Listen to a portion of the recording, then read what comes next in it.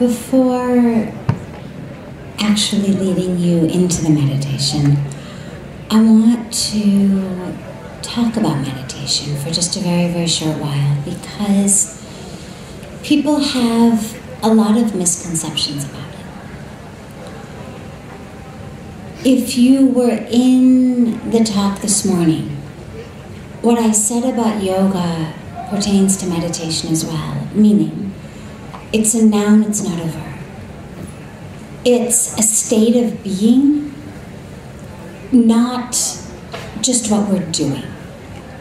It's not, this is my meditation time, and then this is the rest of my life, which is hell. And that's really what our goal with the Yoga Festival is to give you tools and techniques and classes and new things, but not just that you can do them for 15 minutes or 30 minutes or an hour, but that it actually will give you something to take into your life. And so when we talk about meditation, really what's important is it takes you to a state, to a way of being. There's a wonderful story that they tell of these three men who are stranded on an island, and they pray and pray and pray for something to help them get off the island and back to the mainland.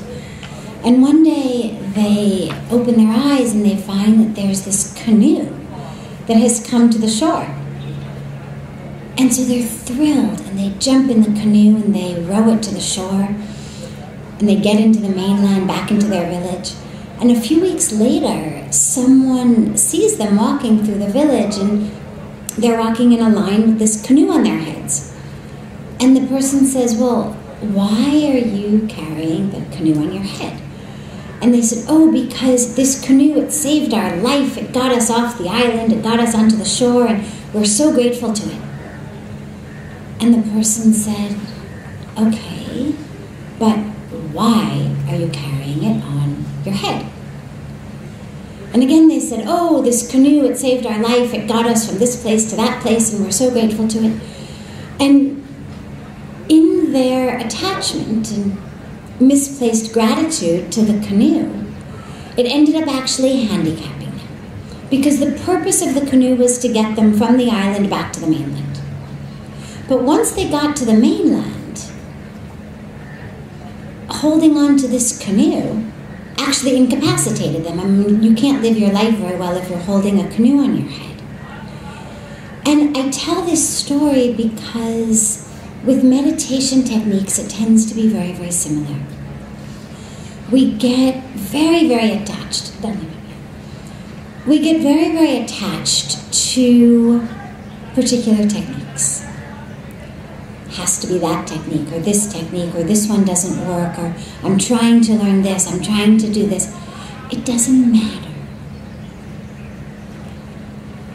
For those men who were stranded on the island, if the universe had sent them a yacht, or a speedboat, or a raft like Huck Finn, or a pair of jet skis, it didn't matter. What mattered is it got them off the island onto the shore. And that's what's important about meditation. Don't let yourself get lost in the technique, in worrying about this technique or that technique. The point is, does it take me across? Does it take me to where I need to go? And if it does, then it's the right technique. And if it doesn't, then that's where we say, let's look at other techniques. Another very important aspect of meditation is it's not a becoming. You know, there's all this talk these days. When Pujya Swamiji and I travel abroad, he loves to pick up the magazines in the back seats on the airplanes, you know, that the airlines leave for you. And he flips through them because the advertisements always make him laugh. Inevitably, there will be an advertisement for some self-development course. And he laughs, and of course you'll only see that abroad, you won't see it in India. He says, it's so funny, he said, you people think that the self somehow needs to be developed, that like God did, half a job and has left the rest of it up to you. God's given you this, half-baked self, and now you have to figure out how to develop it. No. The self is perfect. The self is whole. The self is complete. There's nothing to develop about the self. There's nothing to become. Meditation is not about becoming or developing. It's actually much more of an undoing.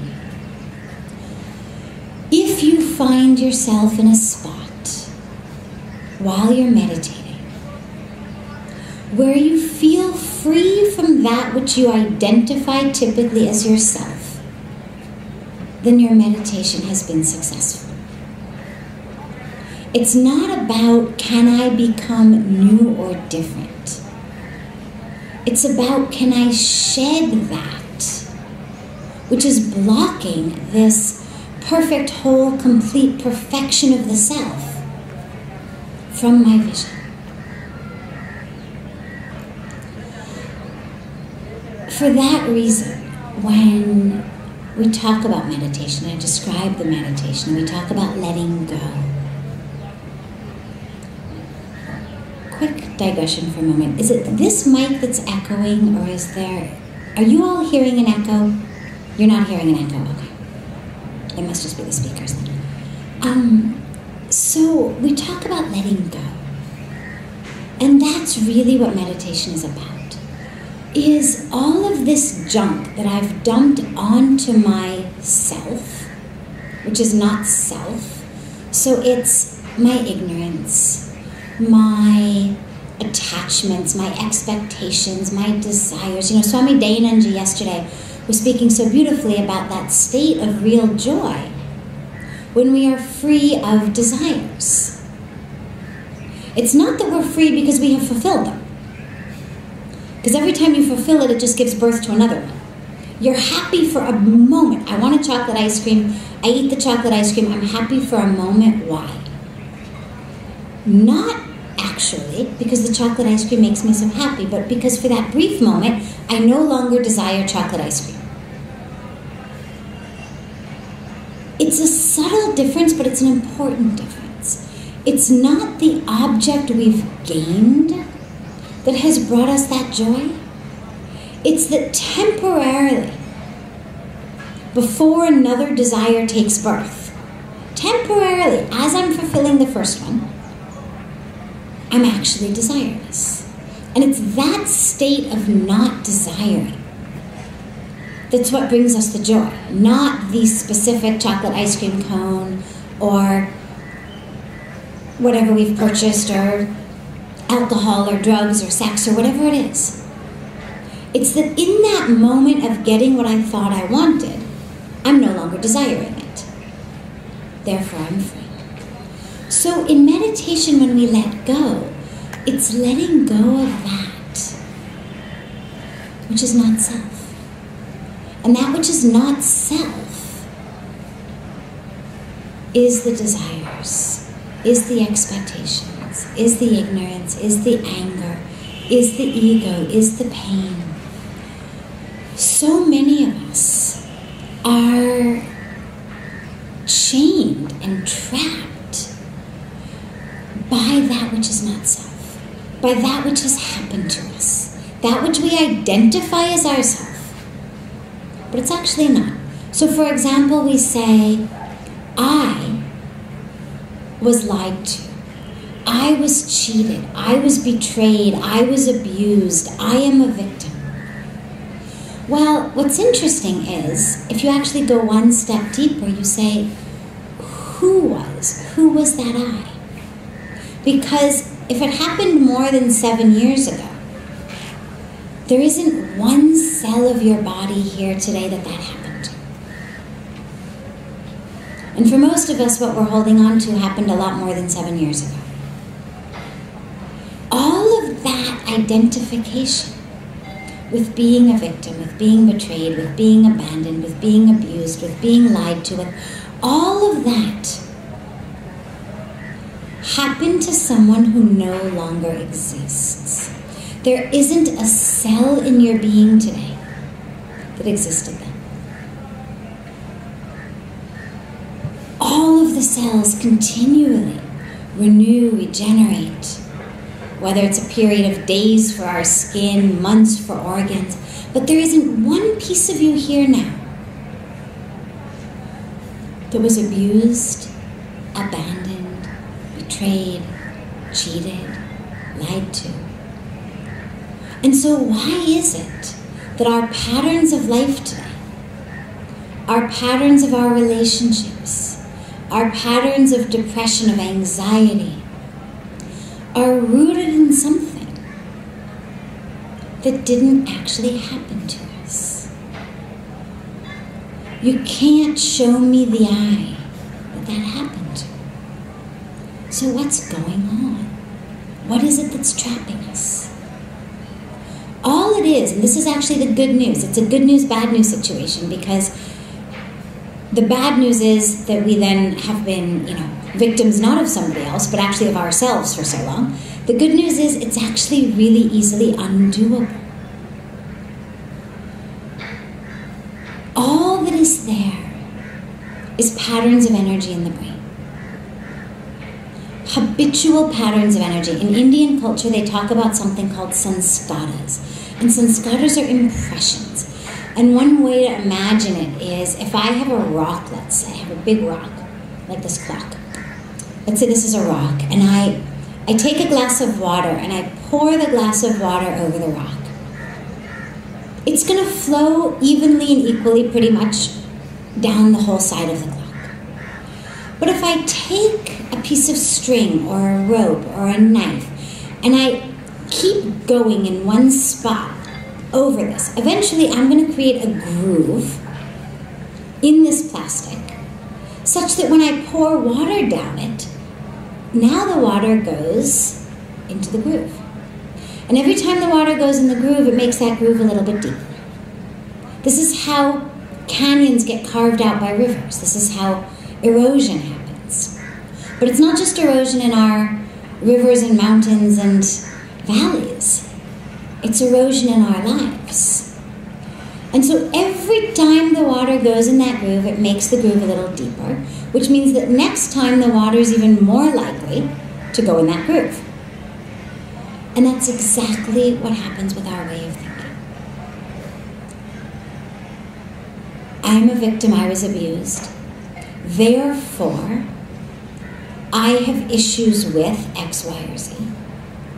Therefore, every single time X, Y, or Z happens, I'm going to respond in the way that a victim would respond.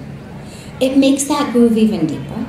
I'm now more of a victim, which means that the next time X, Y, or Z happens, I'm even more likely to respond in that way.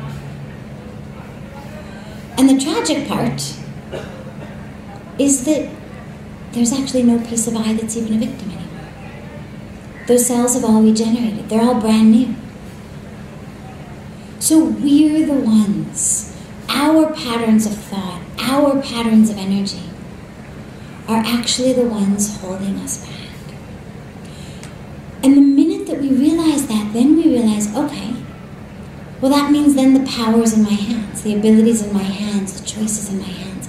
And this is the great and exciting place these days that science and spirituality and meditation and neurology are meeting. Because what they're talking about now in places like Princeton and Stanford and Duke and Dartmouth is the exact same stuff. Different language, different vocabulary, but the same stuff that the rishis and the sages and the saints have said for thousands of years. Which is, you actually create your own brain. You actually create your own way of being. And so I'll just give you one example before we move into the meditation. Forever, meditation teachers and sages and rishis have been talking about the power of meditation in enabling us to develop what we call intuition.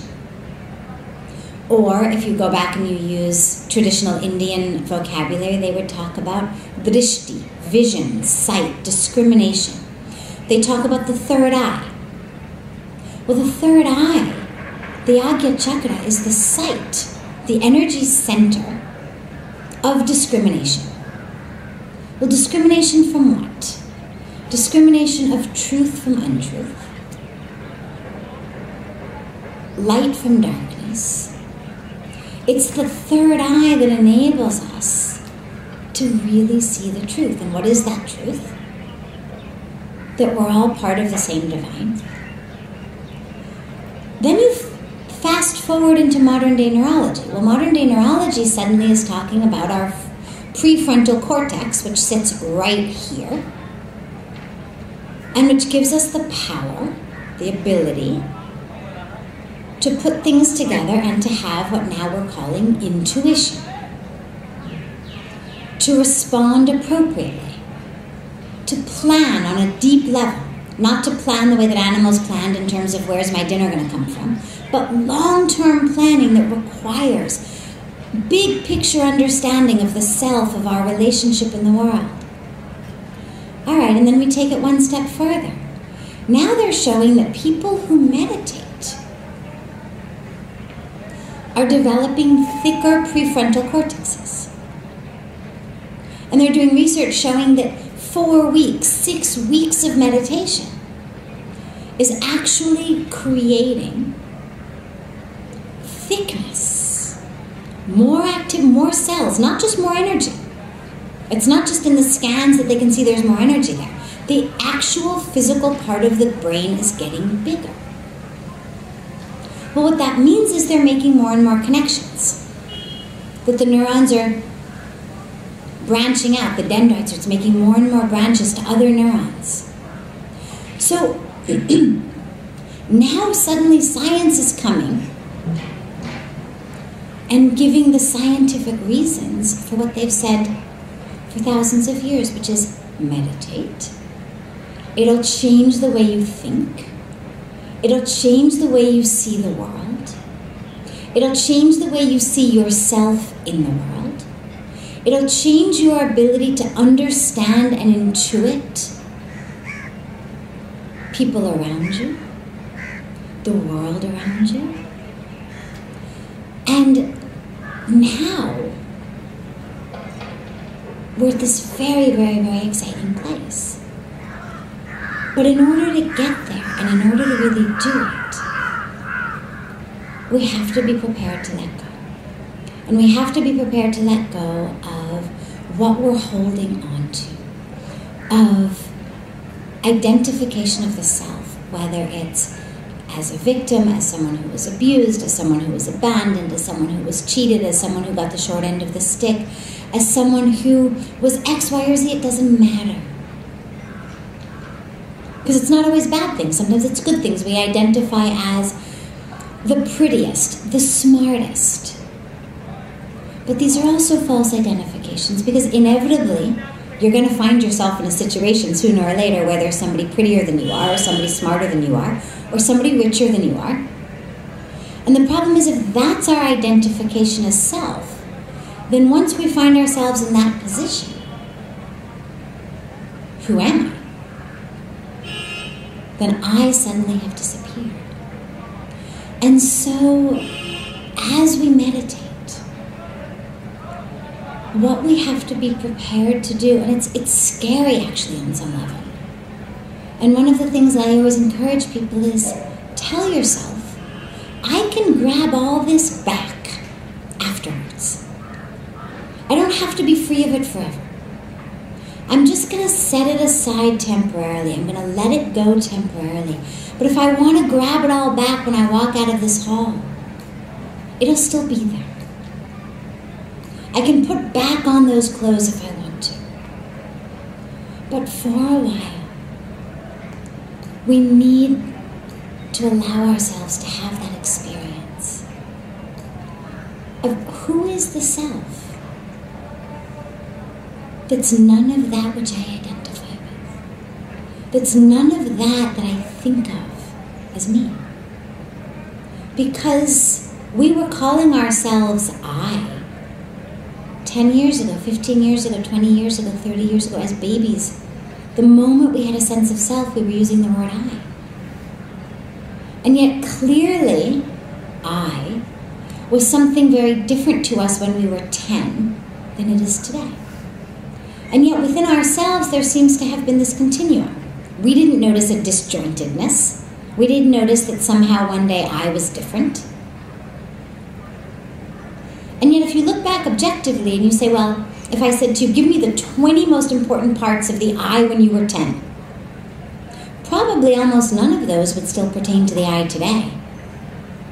And if they did, they no longer would be of the most importance. So what is it that stays? What's stable? What's continuous?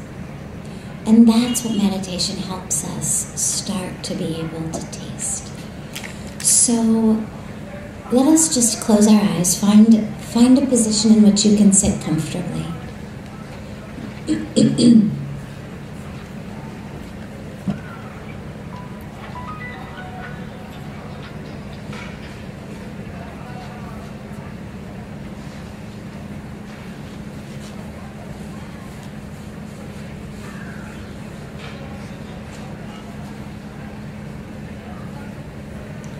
And take a moment and just balance the body from front to back, from side to side.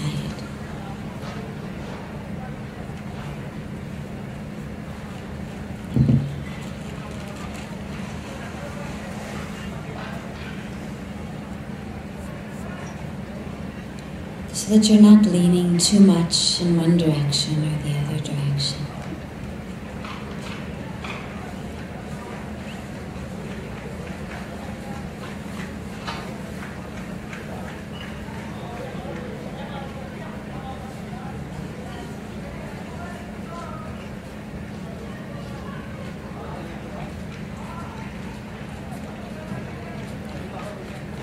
And bring the awareness to the breath.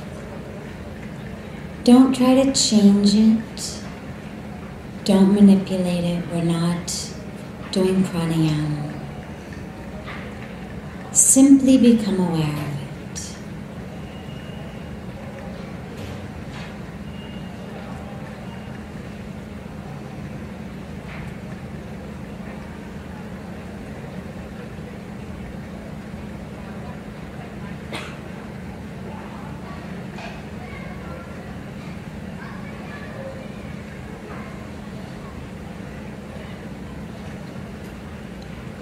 And what you'll notice is that simply by drawing the awareness to the breath,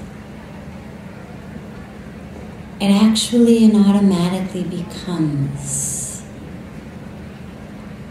slower, longer, deeper.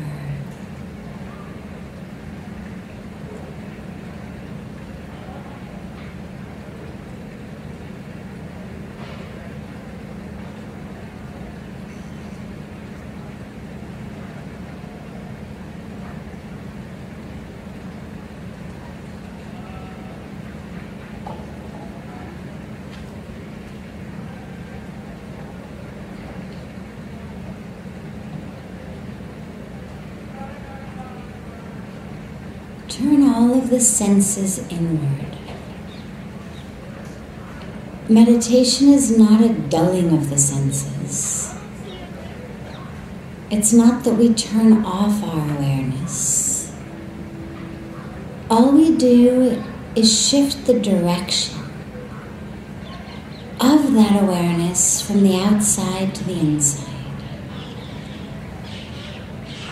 If you imagine that you had TV antennas all over the body that were pointed outward and constantly picking up sights and sounds and sensations of the outside world.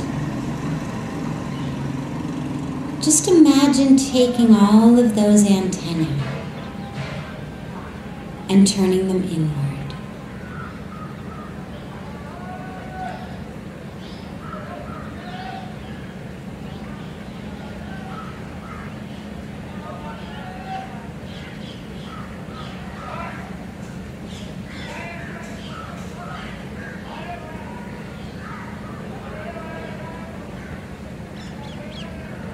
So there's a sharp, clear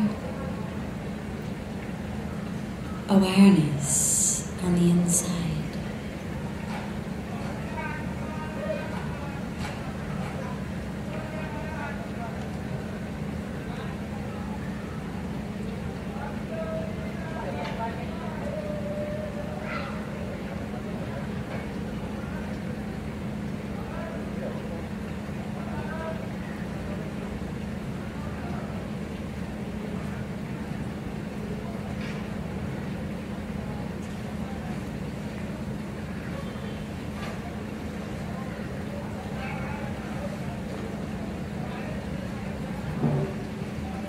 And take a moment and just notice what it feels like right here, right now, to be you.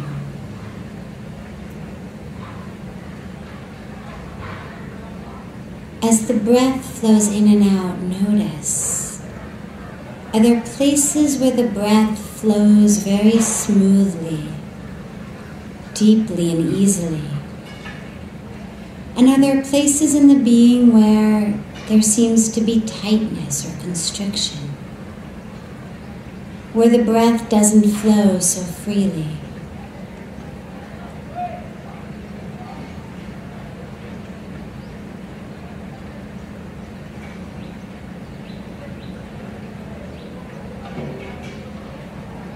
See whether, as you sit here, you can draw the breath into those places as well,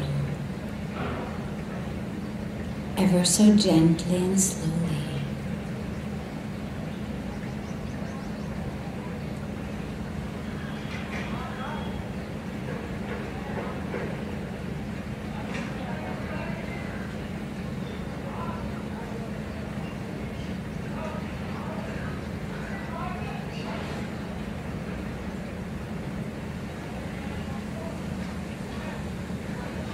Notice where the body feels soft, stable, balanced, and where the body feels tight or hardened, painful. Don't judge it. Just be aware of it. It's all you.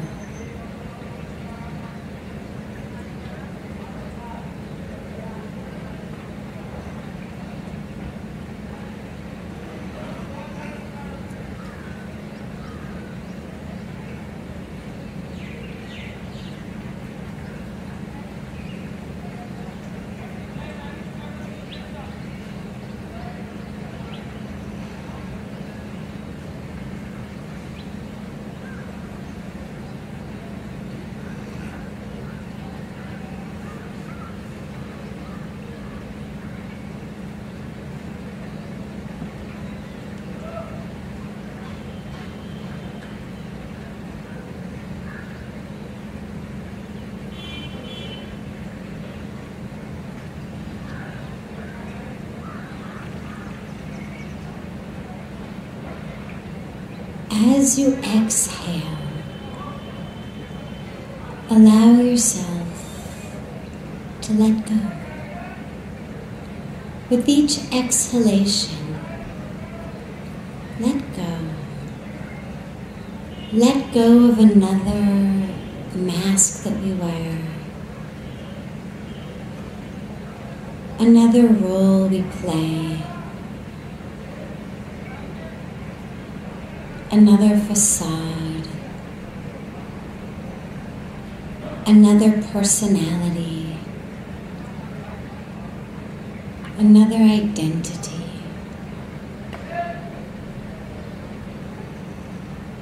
All of these are just like costumes.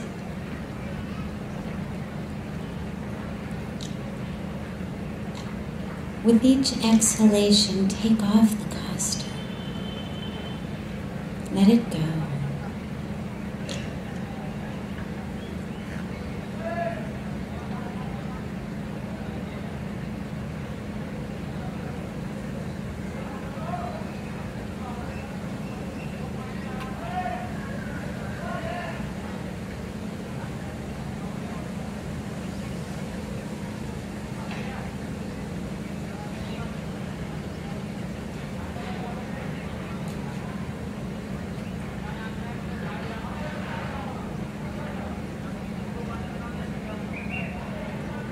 On each exhalation,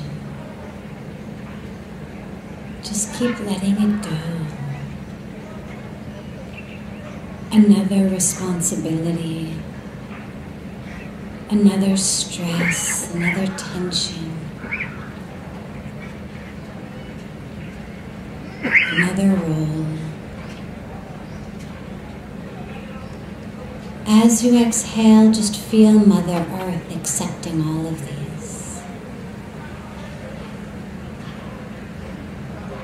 Exhale into her and let them go.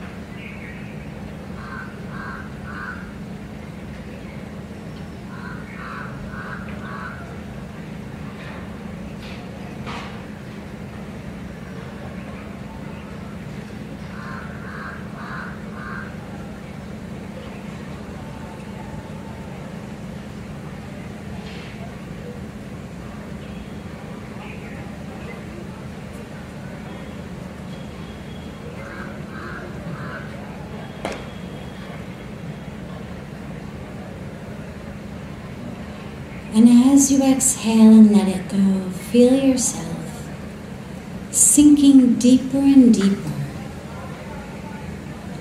almost as though you were in the ocean, sinking deeper and deeper down into the waters.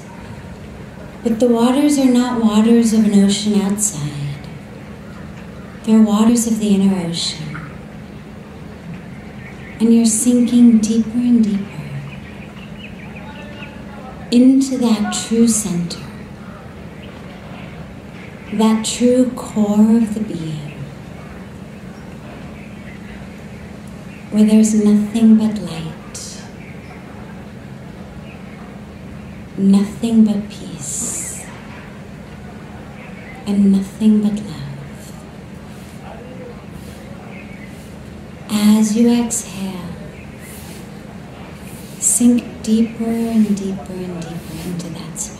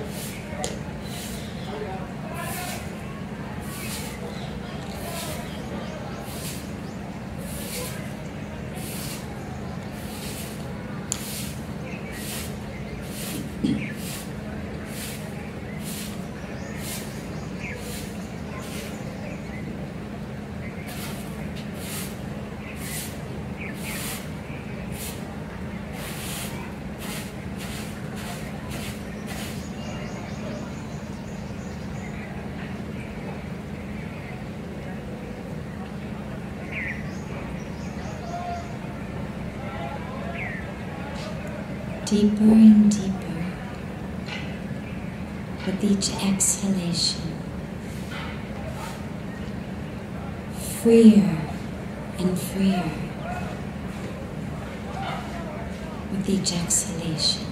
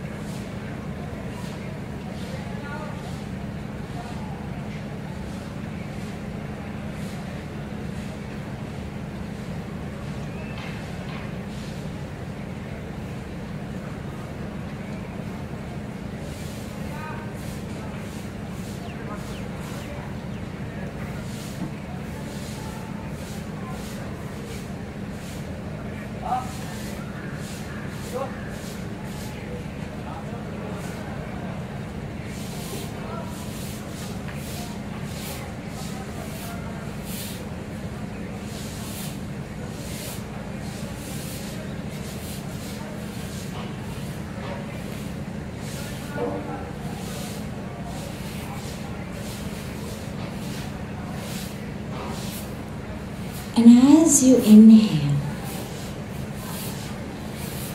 feel yourself through the inhalation, bringing this incredibly holy, incredibly sacred, incredibly new prana into yourself.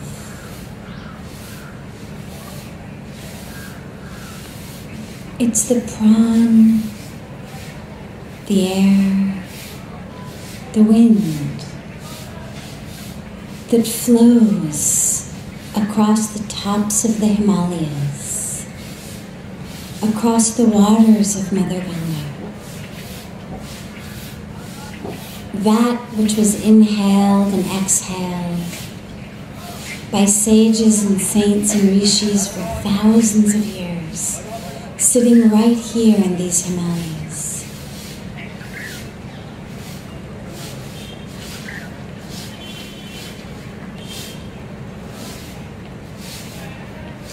Allow that to enter the being and to touch and illumine and awaken every cell of the being.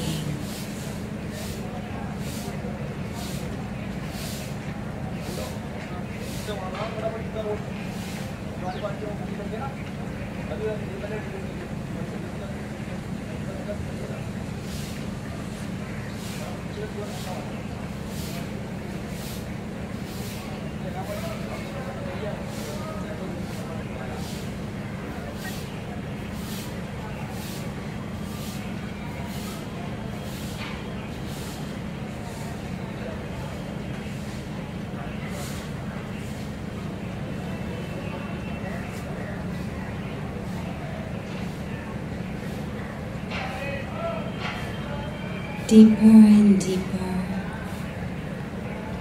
freer and freer on each exhalation. Lighter and lighter, and more filled,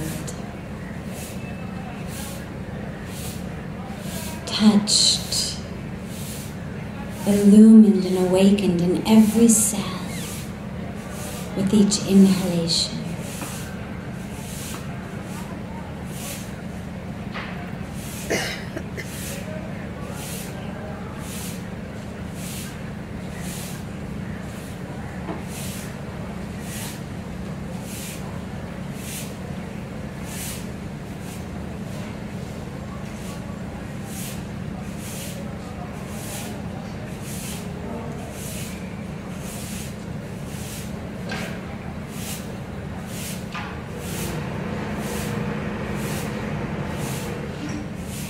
If you want, you can also add a gentle, simple mantra here.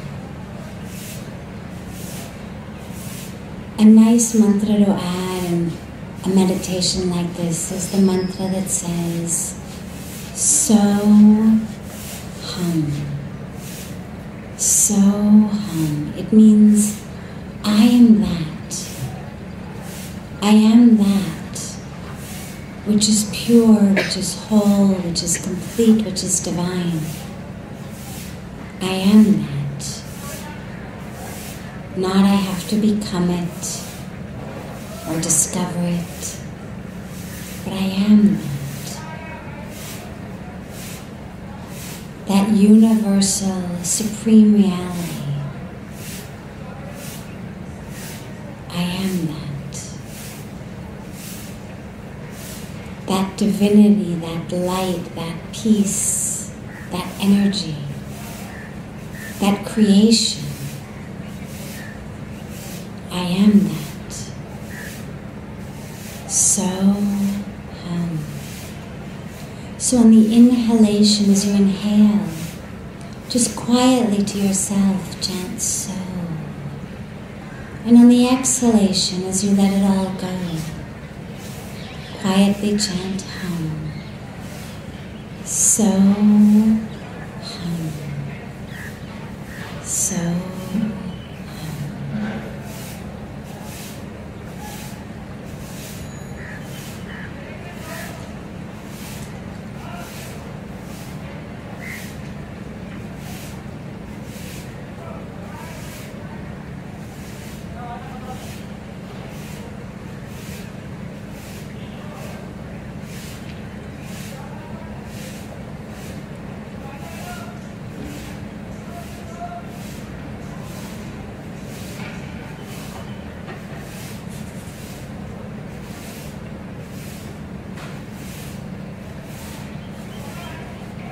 sounds will come, but don't worry, remember, your antennae are focused inward.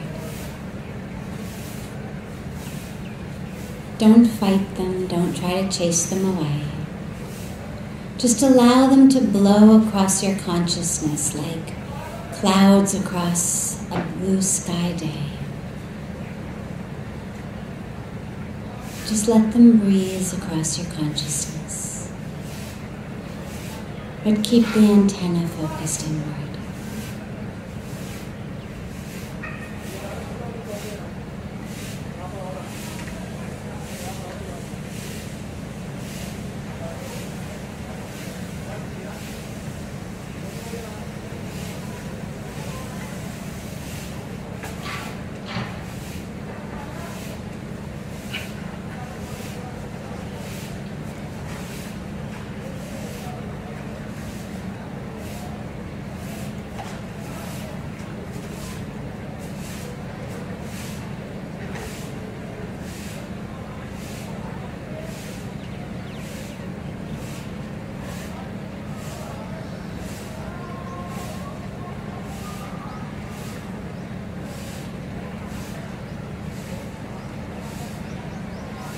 Deeper and deeper on each exhalation.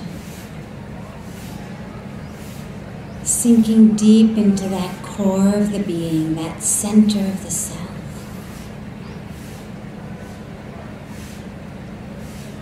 Where we're anchored and grounded. And make sure that you're feeling the breath flow in and out through low in the abdomen. This isn't chest breathing. Low in the abdomen, so the abdomen is expanding on the inhalation and relaxing on the exhalation. And you're going deeper and deeper.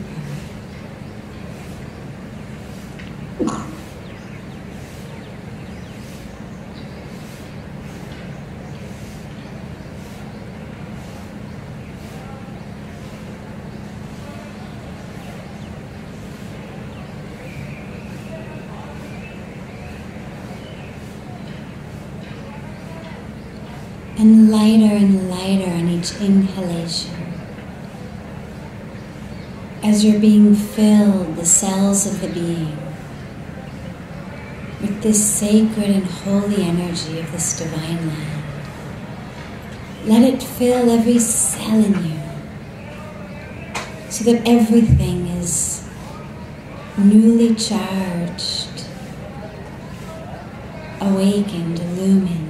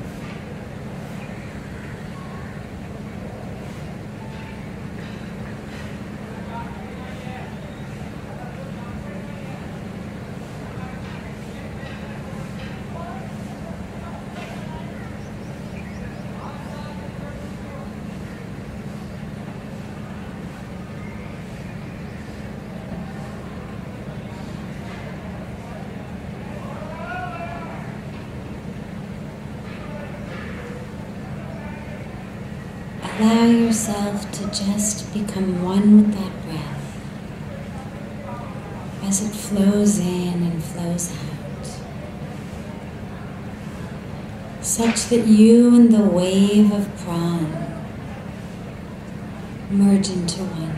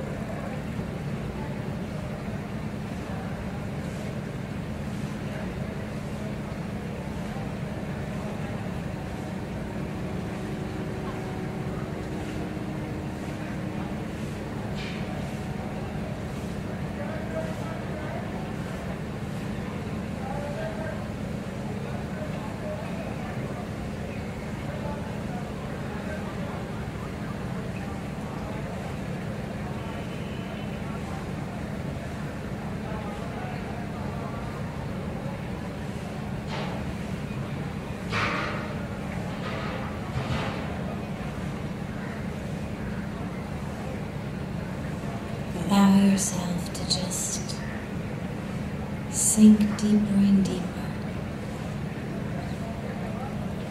into that place where everything is stable, anchored, grounded, and full of nothing but peace, where everything is exactly the way it should be.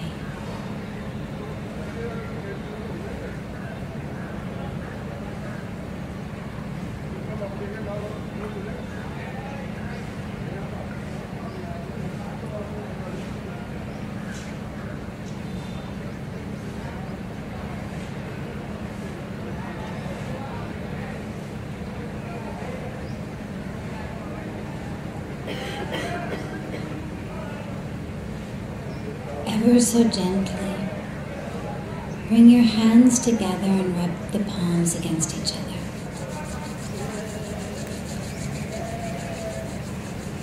And then put the palms of your hands against your closed eyes.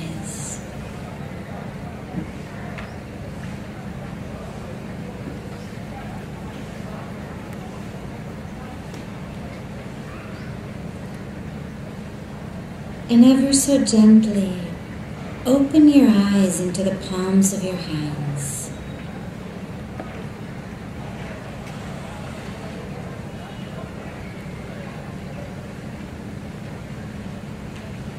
Whenever you feel ready, lower your hands.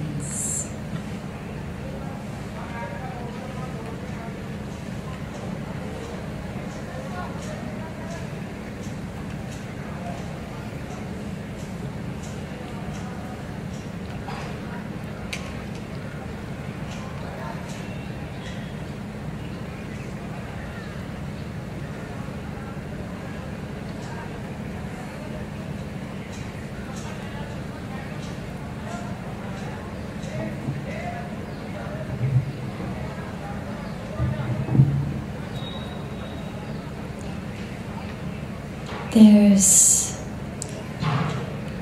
a wonderful story that I love of a temple in Thailand or Cambodia where for hundreds of years they had been worshipping this clay Buddha. And one day, as the monks in the temple are cleaning the Buddha, they notice that something from within it is shining. There's sort of a crack in the clay and something is shining from within. And they're very, very confused, and so they start to slowly clean this clay Buddha more and more. And they notice that the more they do that, the more something is shining from within. And as they move the clay, they notice that there's gold inside.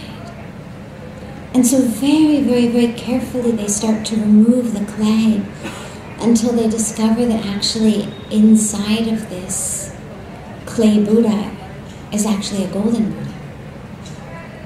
And the story goes that when the invaders had come, they were looting and melting all of the gold. And so the monks in the temple that had been a temple of a golden Buddha were very worried that they should not steal this golden Buddha and melt it and break it. So they covered the Buddha with clay so that the invaders would not think that it was of any value. And the good news was that the Buddha survived. But the bad news was that none of the monks or any of their descendants survived. So there was no one left alive who knew that this Buddha was actually gold and had just been covered with clay. And what I love so much about that story is it's such a beautiful metaphor for our own lives. We spend our lives looking to want to be gold. How do I become gold? How do I find that? What class, what course, what book, what CD, what vacation, what wardrobe, what haircut, what job will make me gold? And the truth is that the very nature of who we are is gold. The problem is we've dumped all of this clay on it, that which is not self. And so the problem still exists. We're not able to access that gold. But suddenly the solution is completely different. It's no longer about finding gold or becoming gold. Suddenly the solution becomes about figuring out how to remove the clay. And so the first question for each of us becomes, what's my clay? Because for all of us it's different. For each of us it's some combination of ego and jealousy and anger and pain and unfulfilled expectations and desires and all of that. But we've all got our personal composition of clay. And so the question for each of us becomes, what's my clay? And how can I let that go? What is it within me that is blocking that gold from my view, from my sight, from being able to live in that gold? And that really should be the gift of meditation. Many times people say, I meditate and nothing happens. Aren't you supposed to, see lights or have this happen or that happens? And okay, sure, sometimes people do. All sorts of things happen to you. But just like you couldn't give any kind of a cookie-cutter approach of what falling in love feels like. For some people, being in love is a very exciting sort of thing. And it's all about, fireworks and explosions and volcanoes. And for other people, being in love is much more analogous to melting into the ocean, to merging, to melting. And neither is right, neither is wrong. And for as many people as have ever been in love in the world, there's that many different experiences of what love is like. And in the same way, for meditation, we're going to have that many different experiences. And just because someone else feels fireworks when they're in love and you feel a gentle sort of sense of like you've just slipped into the best hot bath in the world, it doesn't mean that one is better than the other, or that you should somehow find fireworks in that sense of merging and melting, or that they should try to make their fireworks stop. Both are fine. And so in meditation, it's not about what happens. It's about who is it happening to. And who is there when the eyes open and we walk out. And that becomes the path of meditation. So don't compare notes with people about their meditation experience. Don't worry about it's happening, it's not happening. If you are happening, if an unfolding of the self is happening, if an awareness of the self is happening, then meditation is happening.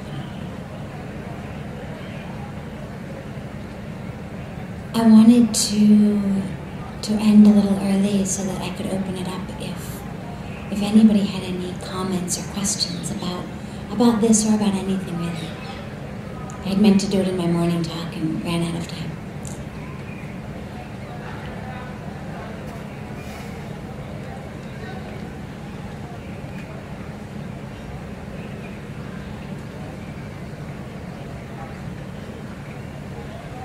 Yeah. But can you just come a little closer?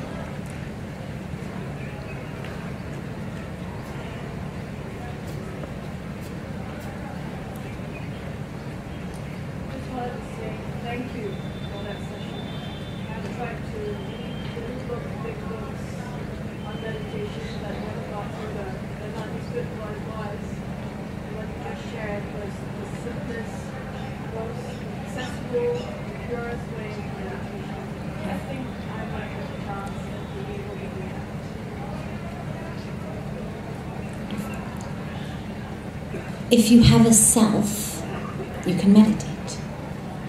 It's the only prerequisite. Because if you've got a self, there's gold inside. And that's all meditation is accessing that. That being said, there are people for whom sitting with their eyes closed isn't the easiest way to access that. And that's also okay. You can do open eye meditations, watch a candle flame, focus on a spot on Ganga.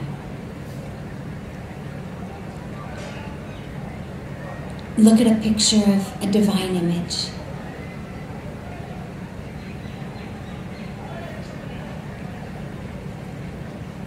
Take another mantra, something deeper, something longer.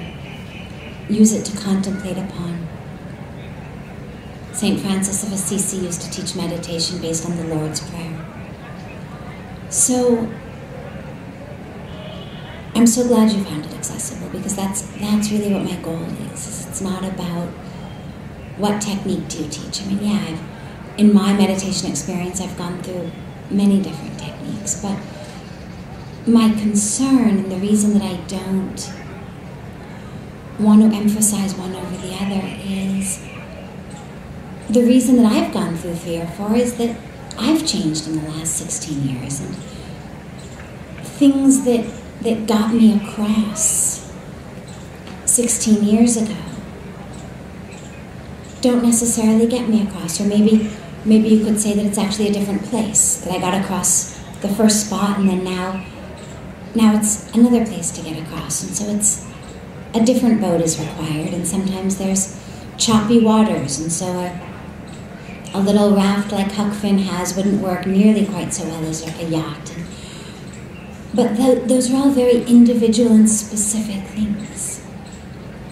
And as long as you, in any technique, in any moment, can access that self, that's all that matters, because now you know what to go back to, and now you know how to find it.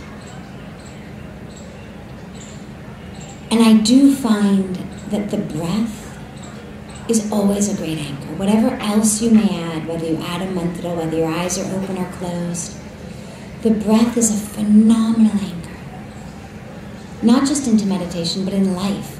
If you find yourself in stressful situations, in situations where you feel like you're being pulled off center, pulled out of the self,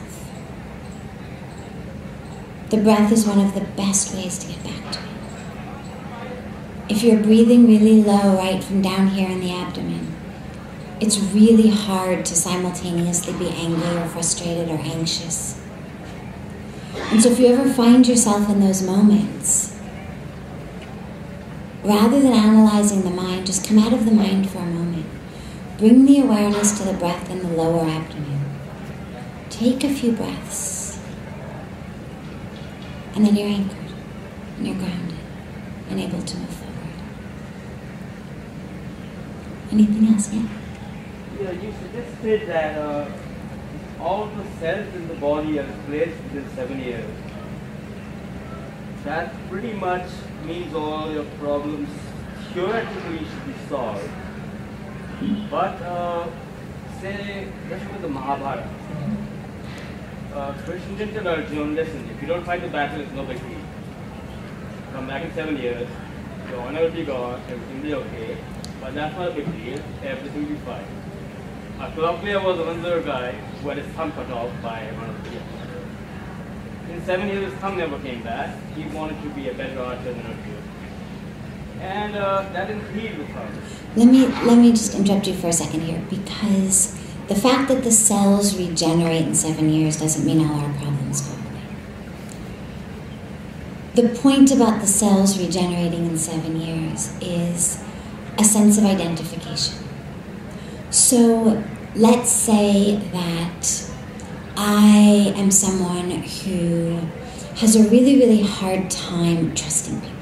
Just making an example. Let's say I have a really, really hard time trusting people because in my childhood, I was betrayed or I was cheated. And so something happened to me in my childhood. Somebody I trusted beat me or left me or abused me or betrayed me in some way. Now, 20 years later, I excuse the fact that I don't have any close relationships, that there's no one in whom I trust, including God, including myself, with the fact that, well, you know, because we've all got our stories. Well, you know, when I was 5, this happened, and when I was 8, that happened, and my dad did this, and my mom did this, and my uncle did that. And the problem with that is that that person who was abused, or who was betrayed, or who was lied to, or who was abandoned, is not the same person who's using that excuse 20 years later. For a 7-year-old child who has been abused, physically, mentally, emotionally, sexually, it doesn't matter, to have a traumatic response to that abuse is perfectly normal. If you hit me, I'm going to develop a black and blue mark. If you cut me, blood will come out.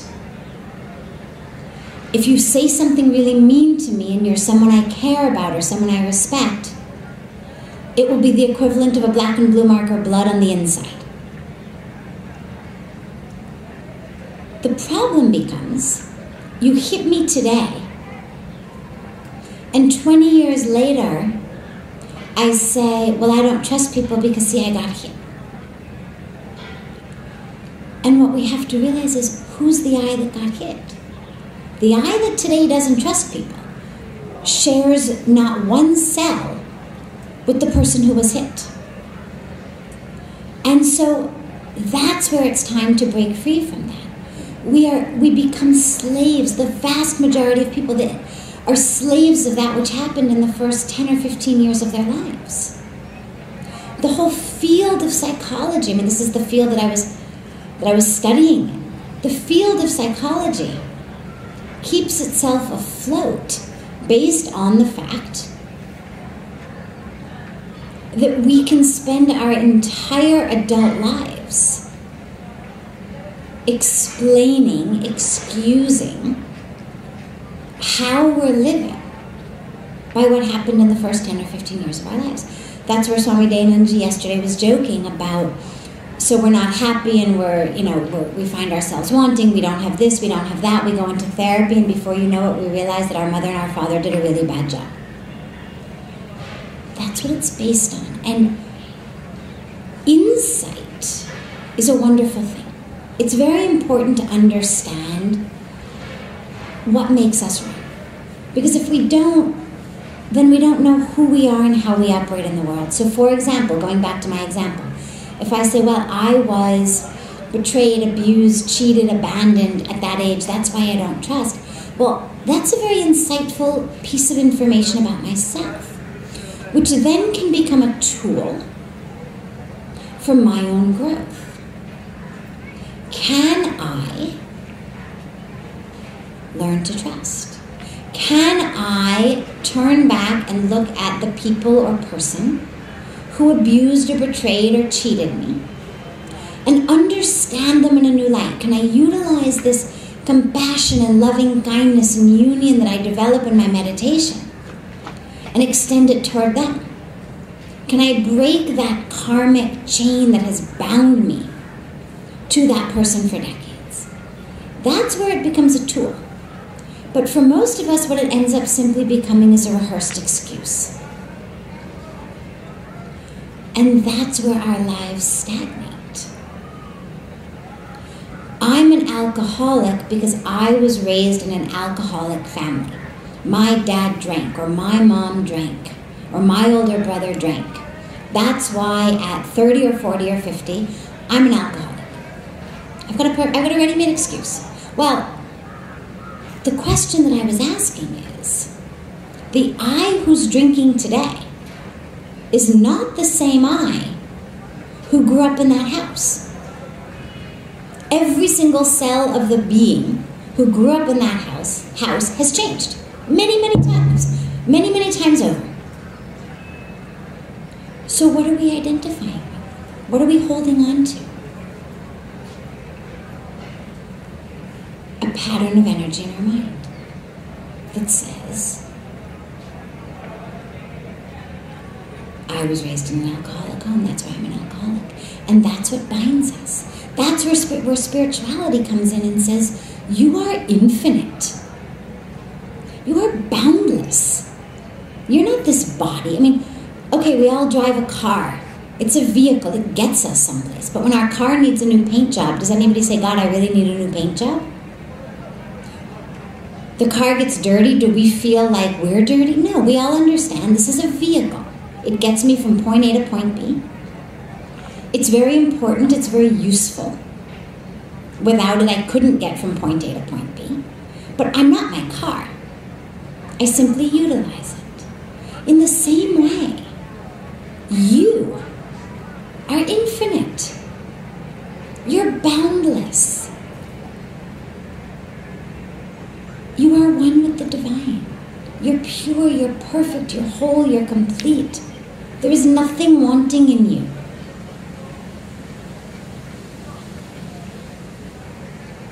But this vehicle has gotten bumped and bruised along the way.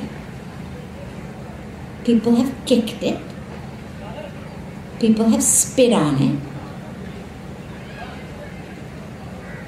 It's been painted and repainted. Okay. So we do the best that we can to keep the vehicle in good shape because we need it. We've only got one. But it's not us. It's not I.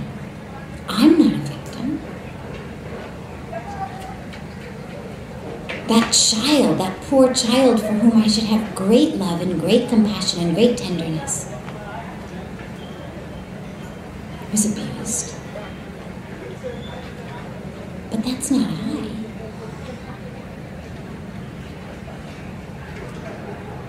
Does that make sense? That's where we're going, is how can we stop identifying with things that happened to a being who no longer exists and start identifying with the being who does exist. And even beyond that, with the being who has always existed and who always will exist. But that's a later state. At least let us first let go of identification with that, come into identification in the present, and then be able to even extend that into identification with that which has always existed. Because that which I identify with today will no longer be true 7 years from now or 8 years from now. So we spend an awful lot of time making sure that, well, you better respect me and you better treat me right and I really better get that promotion or get that raise or lose those 10 pounds. And when we realize that 7 years from now, I will have completely regenerated, then the question becomes, well, then who is the I? Maybe I should spend more attention and more time and more focus on that which actually has always been with me and always will be with me, rather than on that which is in a constant state of degeneration and rebirth.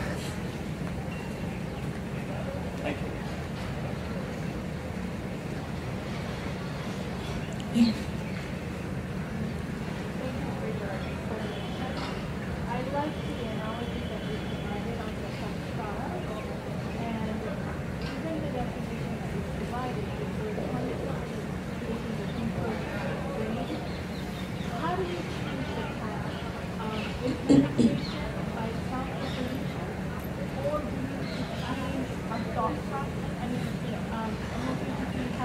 Good question.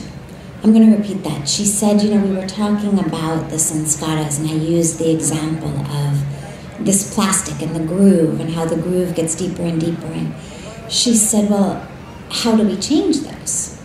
Is it possible to change them? And does meditation change them, or do we also have to change our thought processes? Well, it's very easy to change. Going back to my analogy, if I've got a groove here, the best way to change that is to take another piece of string or rope and start creating a groove in the place where I want it to be. It's very difficult. It's not impossible, but it's very, very difficult to go through life groove-free. It's not impossible.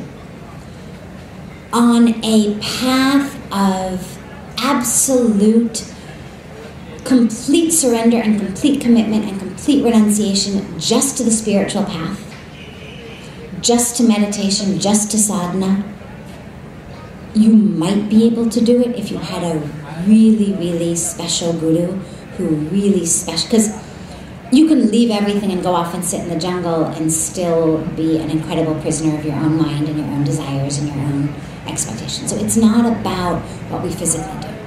So theoretically you could create a groove-free life, but for most of us that's really, it's a long shot.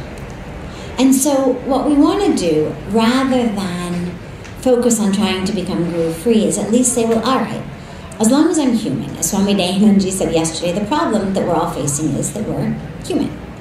So, okay, let's learn to work with that package deal of being human and say that part of being human is that we have grooves. Well, this groove over here isn't working for me. This is the groove that makes me feel like a victim. This is the groove that makes me continue to get into situations over and over and over again that aren't working. Can I make a new groove? Can I take a new piece of string, a new piece of rope, and start to work it here? And the more you work it here, then the more water will come in that way. And the more water flows here, the less water flows there. And slowly, slowly, slowly, through the process of just regular erosion, this groove will go away, and this groove will become deeper. On a very literal and specific level, you look at basic behaviorism. You look at things like Pavlov's dogs. Okay, so Pavlov taught his dogs to salivate at the sound of a bell. It was a very, very famous experiment. I'll give it to you in 30 seconds for anyone who hasn't heard of it. What he did was, whenever we see food, humans or animals, we start to salivate. Our salivary glands release saliva and our mouth gets all full of liquid and ready to digest food. What Pavlov did was, he rang a bell and then he gave his dogs food. Rang the bell, gave the food. Rang the bell, gave the food. Rang the bell, gave the food.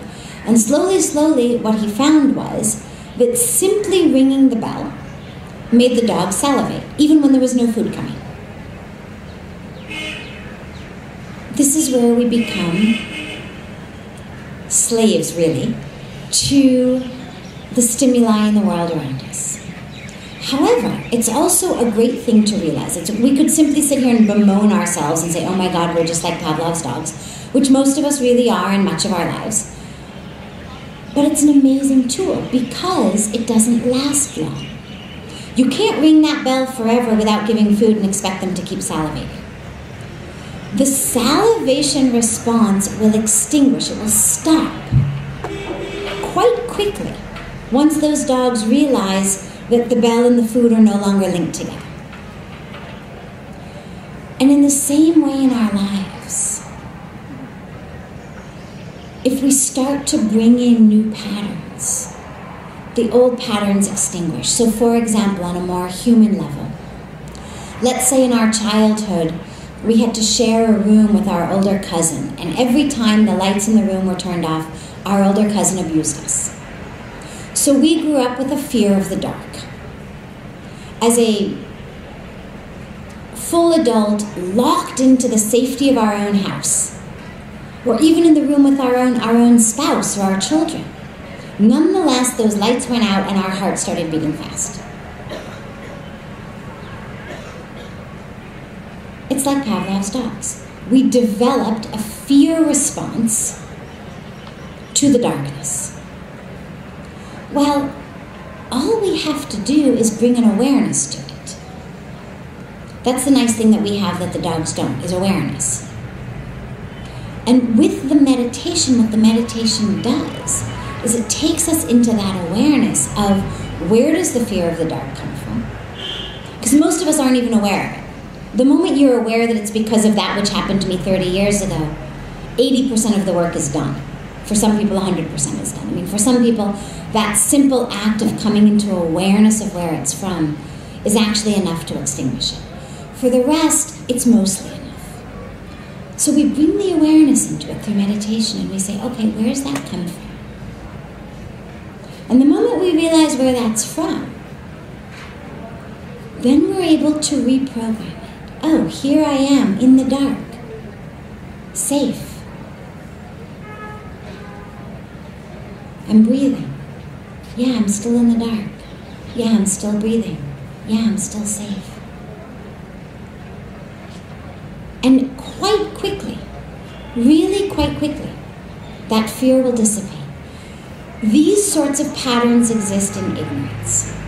The moment you shine light of awareness on why we act the way we do, almost all the work is done. And so when you say, is meditation enough, or do we have to change our thought process? Well, it's yes and yes. Because yes, meditation is enough, but yes, we have to change our thought process, but yes, meditation changes our thought process. So you can't meditate and not have your thought process change. Your entire vision changes. Your concept of self changes. Your concept of your relation to the world changes. Your concept of the world itself changes. And so the moment that you begin to meditate and you bring that light of awareness, it's not that you have to start analyzing yourself in your meditation time. That light of awareness will stay with you in the rest of your day. And so all of this unconscious, automatic stimulus response, I'm acting like Pavlov's dogs from 30 years ago, that starts to dissipate and we become much, much more conscious and able to make choices in the moment. Sometimes the dark is scary. Okay, I wasn't abused as a child, but now I'm camping in the woods and I've got to go to the bathroom in the night and I have to walk outside my tent and go into the woods. Well, it's actually really good and very evolutionarily advantageous that our hearts beat fast in a situation like that, because that quick beating of the heart is actually going to help us run faster should something come and try to attack us. So that's an in-the-moment response. So it's not that through meditation suddenly, I'm never afraid. It's that I'm able to choose. Is this an appropriate response in the moment? I'm camping in bear country? Yes. I'm sleeping at home in my own bed with locked doors? No. And we start to be able to respond appropriately to the moment, not to patterns of what happened decades ago. It gives us freedom. Anything last? Yes. Yes.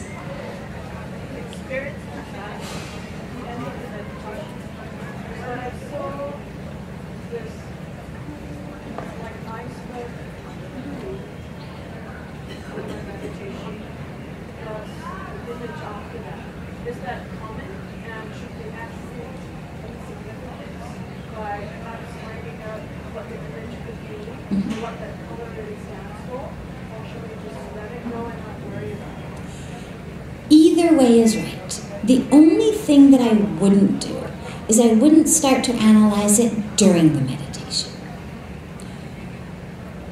If you find that images, colors come up during the meditation itself, don't go there. We're just a witness. It's, for me, an image that works really well is I remember being a kid lying up and watching clouds on the sky. And when the clouds flow across the sky, you really have two choices of where to put your attention. Either you put your attention on the blue sky in between the clouds, and so the clouds just flow across, or you put your attention on the cloud itself and you follow it from this part of the sky to that part of the sky. Either's okay. But But in meditation, we want to keep our attention on the blueness of the sky. We don't want our meditation to become attaching to each thought, each image, and following it. So what I would say is, if you find that things are appearing, fine, no problem. As I said, there's nothing wrong that comes up in meditation. It's our mind, it's our unconscious, our subconscious. Let it be there. Witness it without paying attention to it. Keeping the awareness back on the breath, back on the center. But then after meditation, in our times of self-inquiry and contemplation, absolutely look into it. You know, I'm one of those for whom almost everything becomes a fascinating vehicle into self-inquiry. Why did that make me so upset? Why did I respond in that way? Why did this come up? Oh, I had that really strange dream. I wonder what that means. But I wouldn't say you have to, but if you are someone for whom the process of self-inquiry and self-analysis is something that feels right to you, then by all means utilize it. Because it's come up from the self. And, you know, if you're looking for guidelines or any sort of assistance, Carl Jung, for example, and all the Jungian psychoanalysts are full of lots and lots of wonderfully interesting, sometimes applicable, sometimes not applicable, it's up to you to decide, nonetheless, really interesting metaphors and symbols for different images. Now, his tends to be based on dreams, but either way, it's the same unconscious. So, sure, delve into it, just don't do it during your meditation. Keep your meditation time separate, keeping the awareness on the breath, keeping the awareness on the mantra. And if you want to do that self-inquiry rather than daydreaming or shopping, sure, great, nothing like it. I guess I didn't clarify that actually with the Mm-hmm. meditation, when you said get to open your eyes, that's Wonderful. the color. I think everything within us is a message to ourselves. I don't take anything as random. Take it as a message to yourself and see what it means. Wonderful. Have a wonderful evening.